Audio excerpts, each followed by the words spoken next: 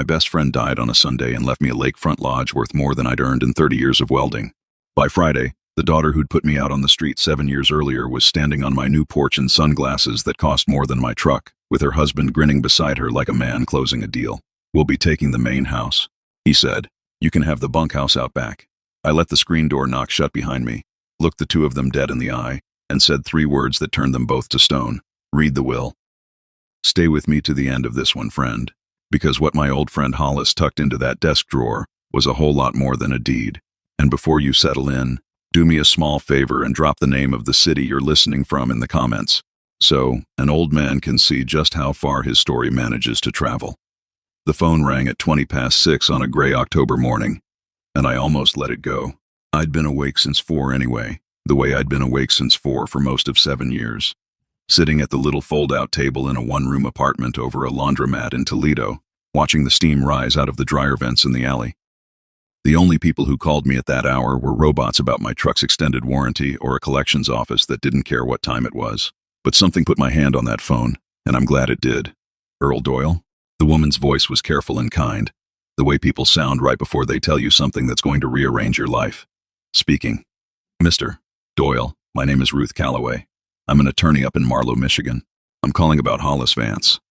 My chest went tight before she even finished. Hollis and I had been friends for 41 years, since we were 2 broke kids welding hulls at the same boatyard, and I knew that nobody calls a lawyer's office about a living man. "What happened to Hollis?" I said, and it wasn't really a question. "I'm so sorry to be the one to tell you. He passed 5 days ago. A stroke. In his sleep. He didn't suffer." I sat down on the edge of the bed without meaning to. 41 years. The man had pulled me out of more low places than I could count. And the last time I'd talked to him was a phone call the previous Christmas. Both of us pretending we'd visit soon.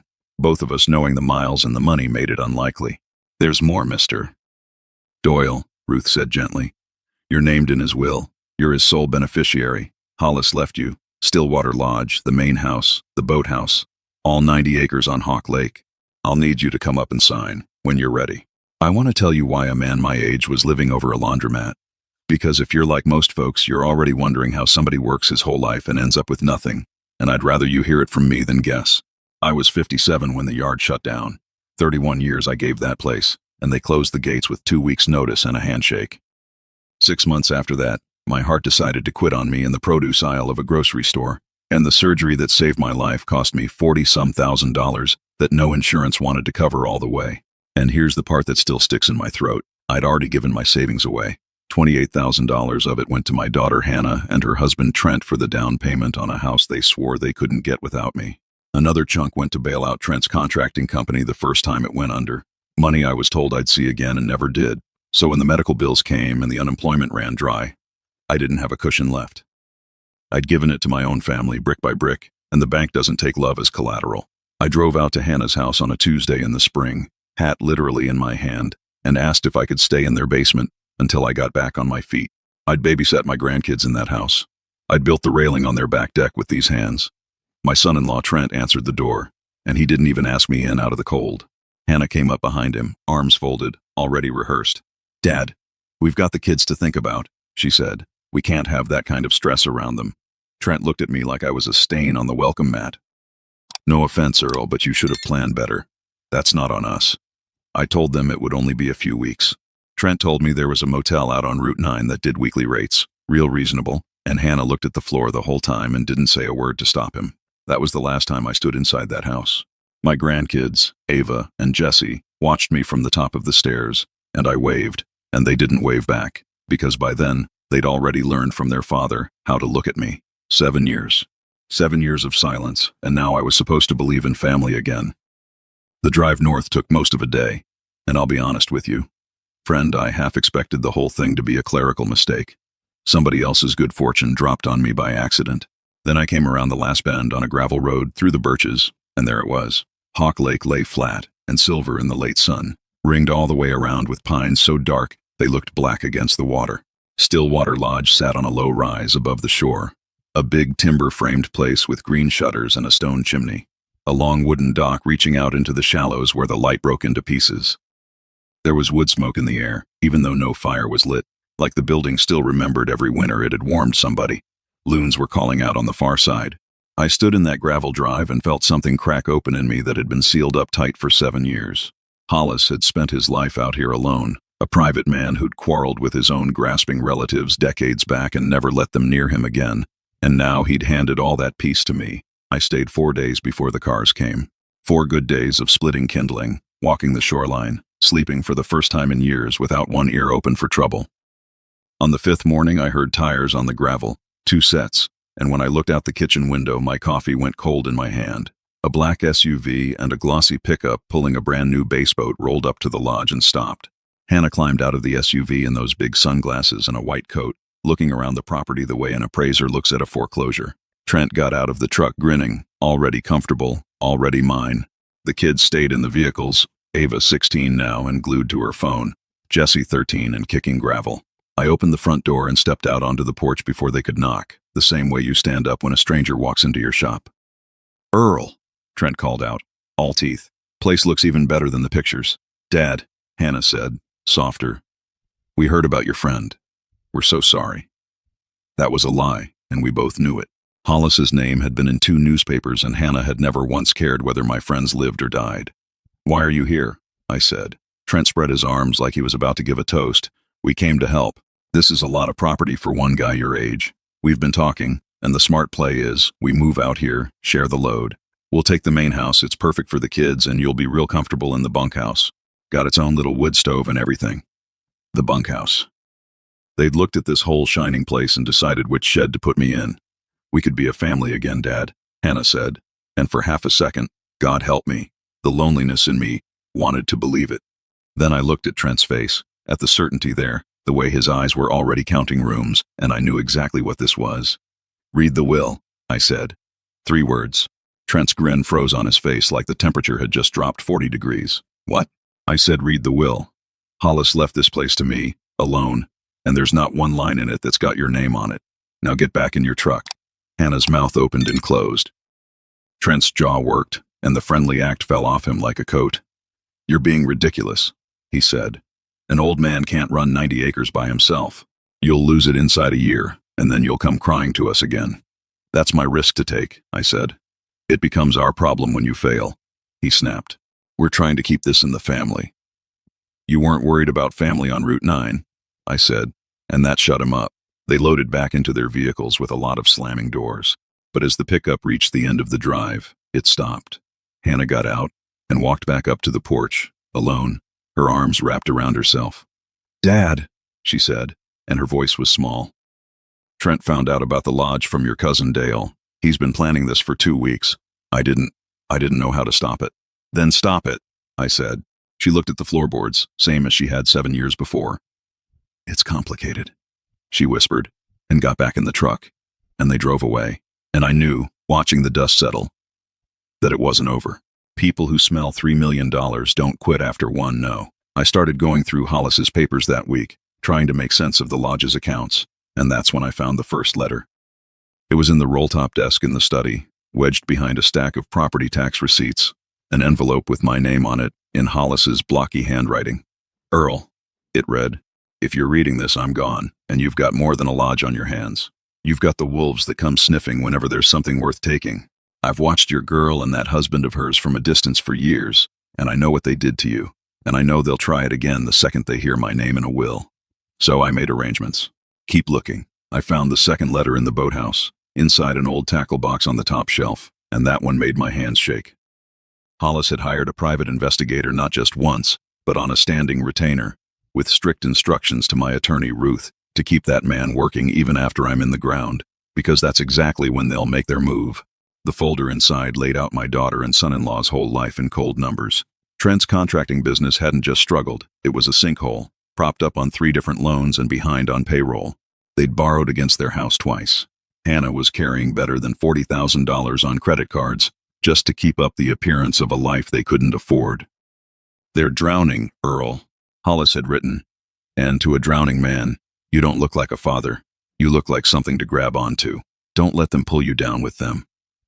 There was a third letter, and it was the one that gave me my armor. It pointed me to a safe deposit box, the key held by Ruth, and inside was a codicil to the will that hadn't been made public. Stillwater Lodge could not be sold, subdivided, or borrowed against for 5 years. During that time, I had to live in the main house alone. No relative could take up residence on the property, or the whole thing would pass to a conservation trust and turn into protected forest, and my family would never see a penny of it. Hollis had also set aside money in a separate fund to cover the taxes and upkeep for a decade, so nobody could ever squeeze me out by claiming I couldn't afford the place. The man had thought of everything, and at the bottom of the box was one more envelope, sealed, with 4 words written across the front. Open only if needed. They came back on a Thursday, 3 weeks later, and this time Trent brought an army. He had his own father, a loud man named Gary in a sport coat, and a slick young lawyer with a leather briefcase, and Hannah trailing behind with the kids and a digital camera that she started using to photograph the buildings the moment they stepped out. "What's the camera for?" I asked. "Documentation," the lawyer said smoothly. "Mr. Doyle, we're here to discuss the welfare of an elderly man living alone on a high-liability property." Gary puffed himself up on my porch. "Now, you listen here. There's no call to be disrespecting my son and his wife. They're trying to do right by you." Trent opened his briefcase and pulled out a thick folder, mimicking a strength he didn't earn. "We've consulted counsel, Earl. There are real grounds to contest a will like this, especially given a man your age managing this much land. A court might decide you're not competent to be out here on your own. Or," he said, dropping his voice into something he thought sounded reasonable, "we settle this like family. We move in, we partner up. Everybody wins. Otherwise, you're looking at lawyers and years and bills you can't pay. At your age, is that really the fight you want?" Behind him, Hannah wouldn't meet my eyes. Ava had stopped scrolling and was watching her father with a strange, still expression I couldn't read. "Give me a minute," I said. "I need to get something." I went into the study and took down that last envelope, and my hands were perfectly steady when I broke the seal. Hollis's final note was short. "If they're talking lawsuits, show them the photographs. If they're crying poor, show them the bank statements. And if they're claiming you've lost your mind, Earl, play them the recording. My man got it the month after I died, just like I figured he would. Make them listen to every word." Inside were glossy photographs the investigator had taken that summer. Trent at a casino 3 states over, photographed cashing chips. Trent on a dealer's lot signing for a $9,000 fishing boat with cash. Hannah walking out of a department store with shopping bags on both arms.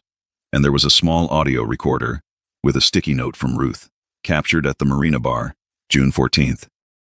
I walked back out onto that porch holding the folder, calm as a man going to check the mail. "Trent," I said, "how's the contracting business?" He blinked. "Fine." "Why?" "Because these papers say you're underwater on 3 loans and behind on your crew's wages. And these," I held up the photos, "say you spent the summer at a casino in Indiana and bought yourself a new boat with money you keep telling everybody you don't have." The color ran straight out of his face.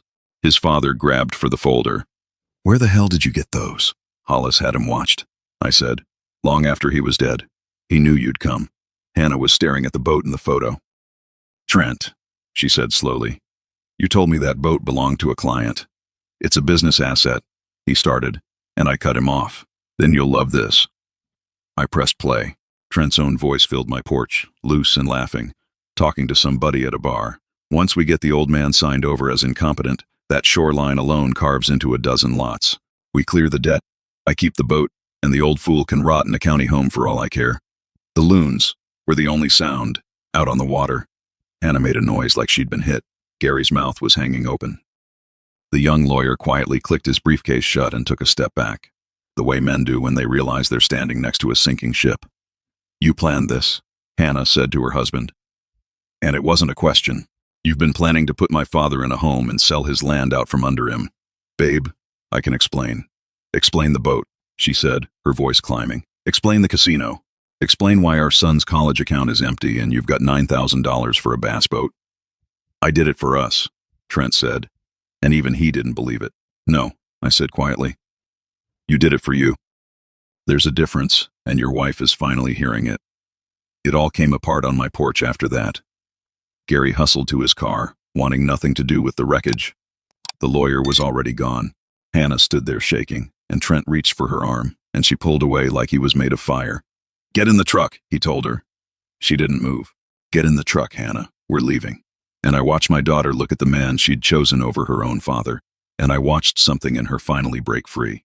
"Take the kids' things out of your truck," she said. I'm driving them home in mine.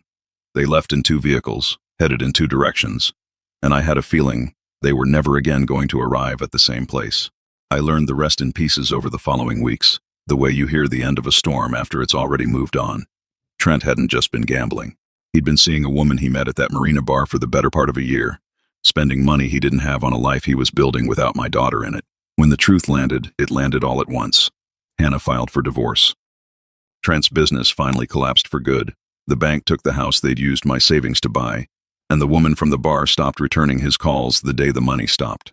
Every bit of his ruin he built with his own two hands. I'd be lying if I said no. Part of me felt a grim kind of satisfaction watching it, but mostly I just felt tired and old, and sorry not for him, but for the girl I used to carry on my shoulders, who'd tied her whole life to a man like that. She called me on a Sunday afternoon, and I almost didn't pick up. I was on the dock watching a heron work the shallows, finally at peace, and I wasn't sure I had room left for the storm, but she was my daughter. "Dad," she said, and her voice was raw, the way mine had been 7 years before in her living room. "Can I come see you? Just me. Trent's gone.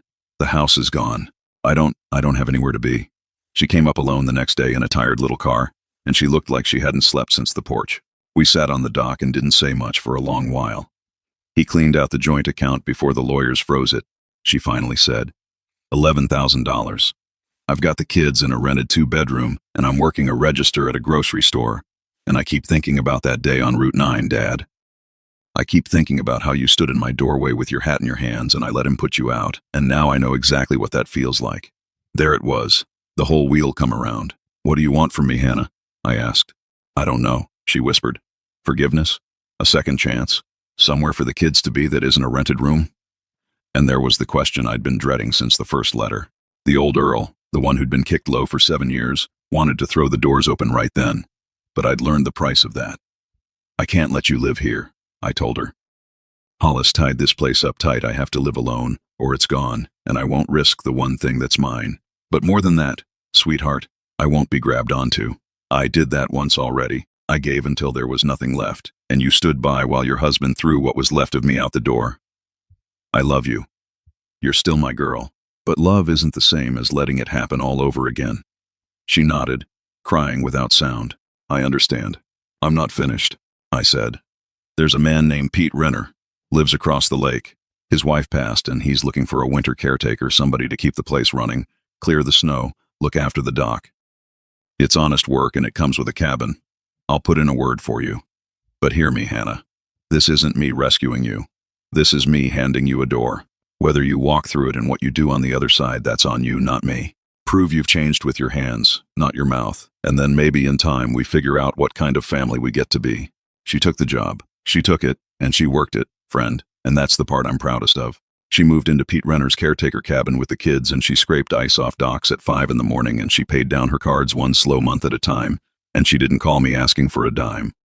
She called me to ask how to bleed a frozen pipe, and how I used to make Sunday eggs, and once just to tell me a fox had crossed the ice with 3 kits behind it. And about that time, going through the last of Hollis's papers, I found one more thing he'd left me, and it changed everything. Tucked behind the philosophy books on his study shelf was a folder of plans and a deed to a separate 50 acres on the north end of the property. Different parcel, different deed, no restrictions on it at all, free and clear and mine to do with as I pleased. There was a sketch of an old timber barn already standing on that land, and Hollis's notes around it written in his careful hand. "Earl, I've watched you and I've watched your girl, and I think this land might be the answer to both. There's a barn up here begging to be a workshop. I've set money aside in a trust to build it out. Bunk rooms, a wood shop, a common kitchen, a place for people who've lost everything to come and remember they're worth something. People like you were on Route 9. People like Hannah is right now. Don't waste it on solitude. Build something." I sat with those plans until the light went out of the sky, and then I drove to Pete Renner's cabin and knocked on my daughter's door. "How would you feel," I said, "about learning to build something?" We called it Hollis House, after the friend who saw all of it coming.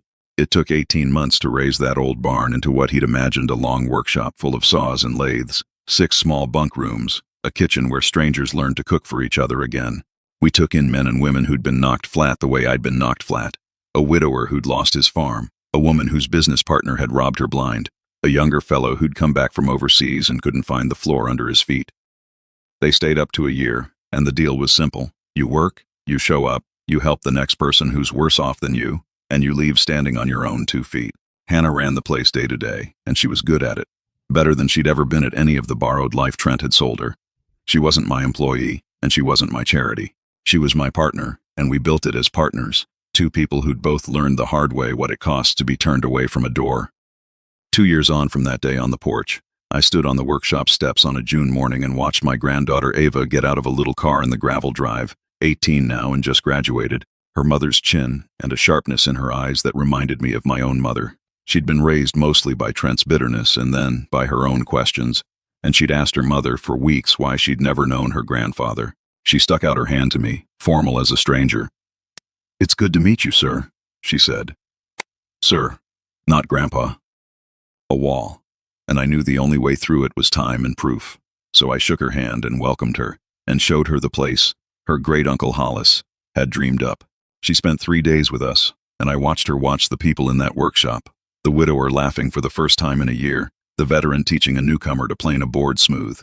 On her last morning, I found her on the dock with her coffee, looking out at the heron. "Mom always told me you, and she walked away from family," she said quietly. "But these people didn't walk away from anything. They got knocked down, and they're getting back up. That's not the same thing." "No," I said. "It isn't." She was quiet a long moment. "Grandpa," she said the first time, and it caught me right in the throat. "Do you think Mom and I can have something real? Not the polite kind." I set down my coffee and looked at this girl who carried pieces of all of us. "I think your mother spent 2 years becoming the woman she was always meant to be," I told her. "And I think you're old enough now to decide for yourself who your family is. Not the one you got handed, the one you choose to build." She smiled then, the first real one. No wall behind it. "I'd like to build one," she said. And friend, I'll tell you, watching her drive off down that birch road, I felt something I hadn't felt since before the yard closed and my heart quit, and my own girl turned me away on Route 9, not the hope that other people might change, but the quiet certainty that a man can lose everything and still find what actually matters on the far side of it. Some stories end with a courtroom victory or a villain begging in the rain, and I know a few of you wanted that for me. But the truest ending I've got is simpler than that. It's a workshop full of light and the smell of sawdust. It's a daughter who learned to stand on her own before she learned to come home. It's a granddaughter calling me Grandpa on a dock at dawn, and an old friend's name carved into a beam over a door, watching over a place built out of the worst thing that ever happened to me. Family, it turns out, was never the people who shared my blood and threw me out anyway. Family was the thing I chose to build with the people who chose to show up. So, that's my story, friend, and I'm glad you stayed to the end of it. Now I want to hear from you. If you'd stood on that porch, with that boat in the driveway and your own child on the wrong side of the door, what would you have done? Tell me down below. And before you go, I've left 2 more stories waiting for you on the screen, the kind that'll keep you up a little later than you meant to stay. Thank you for sitting with an old man a while. Hold on to the people who show up when you've got nothing to offer them, and be that person for someone else. The ones who threw you out don't get to define your worth, and the door you build for somebody else just might become the home you find your way back to. Keep going. The far side is kinder than you think. A small note for you. This story was created and fictionalized by AI to bring you a little entertainment, while carrying a warm and hopeful lesson about the family we choose to build.